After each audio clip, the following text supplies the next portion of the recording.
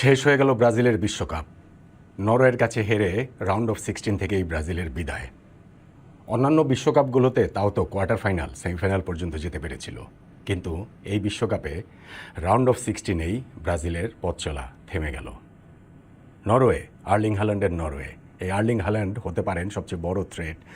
ম্যাচের আগে এটা সবাই জানতেন, কিন্তু হাল্যান্ডকে ঠেকানোর কোনো কিছু ব্রাজিলের আসলে জানা ছিল না।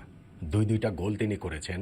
পুরো ম্যাচে ওই দুইটা মোমেন্টেই আর্লিং হাল্যান্ডকে দেখা গেছে, এবং তাতেই ব্রাজিলের বিদায় ঘণ্টা তিনি বাজিয়ে দিয়েছেন। ব্রাজিল নিজেদের ঐতিহ্যের কঙ্কাল।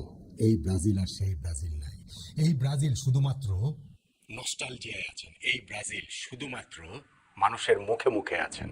কিন্তু এখন যেই ব্রাজিল, সেটা যে কোনো গড়পড়তা টিমের চেয়ে মোটেই ভালো কিছু নয়। সেই ব্রাজিলে একজনই আছেন সাম্বার শিল্পী, একজনই আছেন যোগ অভিনেতার প্রতিনিধি, শেষ প্রতিনিধি নেইমার। এবং তার শেষটাও কী ট্র্যাজেডিতে হলো দেখেন।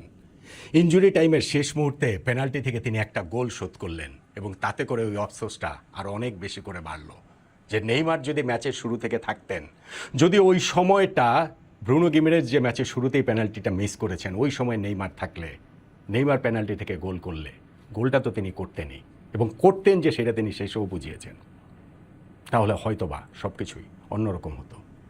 না, কার্লো অ্যানচেলত্তিকে এই ক্ষেত্রে দোষ দেওয়ার যায় না। হয়তোবা নেইমারের ফিটনেস হয়তোবা এখন আর 90 মিনিট খেলার মতো নাই, হয়তোবা তাই প্রথম একাদশে থাকার মতো না, কিন্তু এইটা ব্রাজিলকে পোড়াবে। অবশ্য কতই বা আর পোড়াবে?